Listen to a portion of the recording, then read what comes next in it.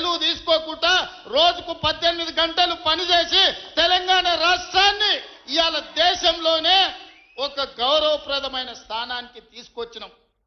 కానీ ఆయన 10 ఏళ్ళు సృష్టించిన గందరగోళం, చేసిన అప్పులు, తీసిన పరువు నిలబెట్టాలంటే ఇది సరిపోదు.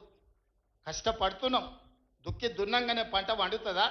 ఇతనాలు జల్లాలి, అదును అవ్వాలి, ఇతనాలు జల్లాలి, కాలం కలిసి రావాలి, పంట వండాలి. ఒకవేళ పంట వండినా కోతకొచ్చిన సమయంలో అకాల వర్షం వడగండ్ల వాడల పడితే పండించిన పంట కూడా నేలపాలే అవుతుంది. కాలం కూడా, దేవుడు కూడా మనల్ని ఆశీర్వదించాలి. ఇవాళ తెలంగాణలో కాలం కలిసి వచ్చి దేవుడు ఆశీర్వదించిండు కాబట్టి ఇవాళ కష్టపడ్డాం. మొన్న ఆయన వచ్చిండు 2 ఏళ్ళ తర్వాత. ఏదో మంచి చెప్తాడేమో అనుభవంతో నేను అనుకున్నా. పెద్ద మనిషి కదా, మనం కూడా ఈ మధ్యకాలంలో ఎప్పుడేం అనలేదు. ఏదైతే మీకు చెప్పినో అంతకంటే ముందు నా మీద 181 కేసులు పెట్టిండు. చెంచల్గూడ, చెర్లపల్లి జైల్లో బంధించాడు. ఎన్నో రకాలుగా సతాయించాడు.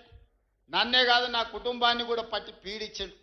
కానీ బాధ్యత వచ్చినాక ఆలోచన చేసిన, నా కోపాన్ని, నా బాధను దృష్టిలో పెట్టుకొని ఇవాళ పగ సాధించే కార్యక్రమాలు మొదలు పెడితే ఆయన పై వలగొట్టే పని పెడితే రాష్ట్రానికి నష్టం జరుగుతుందని తూవాన్ పాపన వాడు పోతాడు. పోని మనం మంచి పని చేయాలి. దేవుడు శిక్ష ఇచ్చిండు. నేను ప్రమాణ స్వీకారం చేసినాడే కూలబడ్డాడు, నడువిరిగింది. ఇంతకంటే పెద్ద శిక్ష నేను జైలు వేసినా అయ్యేదేం లేదు. ఆయననే ఫామ్ హౌస్ను ఒక బందీఖానగా మార్చుకొని చుట్టూతో నా పోలీసులే ఉన్నారు, లోపల ఆయన ఉన్నాడు. చెర్లపల్లికి పంపించినా, చెంచల్గూడకు పంపించినా గదే అవుతుంది కదా. ఇక తిండి బరువు నాకు ఎక్కువ అవుతుంది. అదొకటి. లోపల చెర్లపల్లి, చెంచల్గూడ పెడితే ఆయన తిండే తినికి మళ్ళీ ఆయన ఏదైనా కావాలంటే అదిగిన చేస్తే సర్కార్కి ఎక్కువ ఖర్చు అవుతుంది.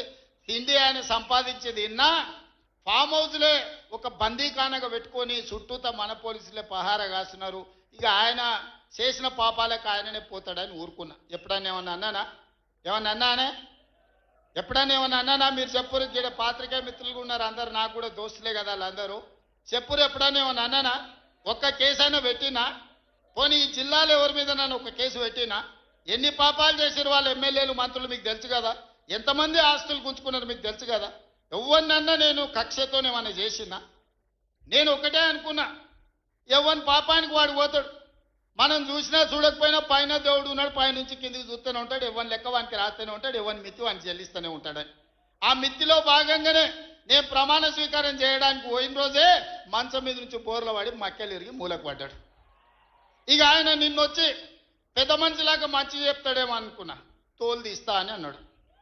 తోలు తీస్తాడంటేనే ఇక నేను చెప్పదలుచుకున్నా, అయ్యేగా నా సంగతి వదులు. కానీ మా సర్పంచులు వచ్చిండ్రు, రా ఏ తోలు తీస్తావరా? నీ తోలు తీసుడు కాదు, నిన్ను చీరి చింత కట్టి చింతమడకల ఏలాడేసి కొడతారో లేదో మా సర్పంచులు, రా కొడంగల్కి వస్తావా లేకపోతే మమ్మల్ని చింతమడకకు రమ్మంటావా? మా సర్పంచులను తోలుతా. సోయి లేని మాటలు, స్థాయి లేని విమర్శలు. ఒక్కటన్నా అక్కడికి వచ్చే మాట మాట్లాడిండా? 10 ఏళ్ళు నువ్వు పూర్తి చేస్తే, 10 ఏళ్ళు ఎస్ఎల్బి పూర్తి చేస్తే నల్గొండకు 4 లక్షల ఎకరాలకు నీళ్లు వచ్చేది. 10 ఏళ్ళు పాలమూరు రంగారెడ్డి పూర్తి చేస్తే పాలమూరు జిల్లాలో 10 లక్షల ఎకరాలకు వచ్చేది. కల్వకుర్తి పూర్తి చేస్తే 3.5 లక్షలకు వచ్చేది. భీమా పూర్తి చేస్తే 2 లక్షలకు వచ్చేది. కోయిల్ సాగర్ లేకపోతే ఏది చేసినా, నెట్టంపాటు చేసినా, నా మక్తల్ నారాయణపేట కొడంగల్ పూర్తి చేస్తే 1.5 ఎకరాలకు మాకు నీళ్లు వచ్చి ఇవాళ కందులు వండించి, జొన్నలు వండించి, కల్తీ కళ్ళు దాగి బతికే పరిస్థితి మాకెందుకు ఉంటుండే? మేము కూడా మీ లెక్కనే మంచిగా పంటలు వండించేటోళ్ళం, మంచి బట్టలు తొడుక్కునేటోళ్ళం. మేము కూడా మా పిల్లల్ని చదివించుకునేటోళ్ళం. 10 ఏళ్ళు పగబట్టి నారాయణపేట మక్తల్ ప్రాజెక్టును ఈనాడు పక్కన పెట్టి 69 జీవోను తుంగలో దొక్కితే ఊరూరు ఎత్తిపోతల పథకం కోసం మా కార్యకర్తలు, ఈ ప్రాంత రైతులు ధర్నాలు చేయలేదా? పార్టీలకు అతీతంగా 69 జీవో కోసం కొట్లాడలేదా? నీ సొమ్మె ఏం పోయిందా? మాకు నీళ్ళు ఇవ్వాలంటే నీకు ఇంత కడుపు నొప్పా? నువ్వు మళ్ళీ బయటకు వచ్చి ఇవాళ ఆయన తోలు తీస్తా అంటు. తోలు నాది కాదు, కానీ ఆ షేక్పేటలో మటన్ కొట్టు మస్తాన్ ఉంటాడు. ఆయన రోజు మేకలను కోసి మండి నడుపుతుంటాడు.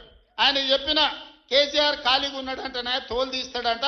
నీ మటన్ కొట్టు మస్తాన్ దగ్గర ఇంత నౌకరీ ఇయ్యండ్రి, ఇంత బోటో కూరనో పోయేటప్పుడు ఇయ్యండ్రి బొక్కనో. ఎందుకంటే కోసిన వాళ్ళకు మామూలుగా తోలు, తలకాయలు ఇస్తాం కదా మనం ఇంటికాడ దసరా పండుగ అప్పుడు. అవునా? ఏం శివకుమార్ రెడ్డి మన ఇళ్ళల్లో పండుగ పూట వచ్చి యాటను కోస్తే కాళ్ళు తలకాయ కోసినోనికి ఇస్తాం కదా.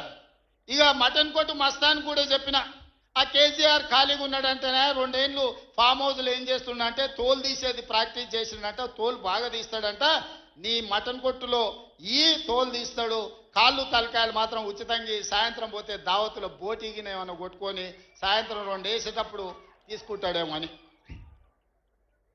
40 ఏళ్ళ అనుభవం అంటావు, రాష్ట్ర మంత్రి చేసిన అంటావు, కేంద్ర మంత్రి చేసిన అంటావు, 10 ఏళ్ళు ముఖ్యమంత్రిని చేసిన అంటావు, తెలంగాణ రాష్ట్రాన్ని సాధించిన అంటావు. నేను ఆడ ఫ్యూచర్ సిటీ కడుతున్నాను అంటే తొక్క తోలు, వాడెవడో వస్తాడంటే ఆ బంతారనా బొంతారనా ఇవనే ఒక మాజీ ముఖ్యమంత్రి స్థాయిలో మాట్లాడే మాటలు మాకు రావనుకుంటున్నావా? మర్యాద ఉండదని మేము మాట్లాడతలేం, మర్యాద ఉండదని ఇవన్నీ విషయాలు మేము మాట్లాడతలేం. కానీ మాట్లాడ మొదలు పెడితే నువ్వు కాదు కదా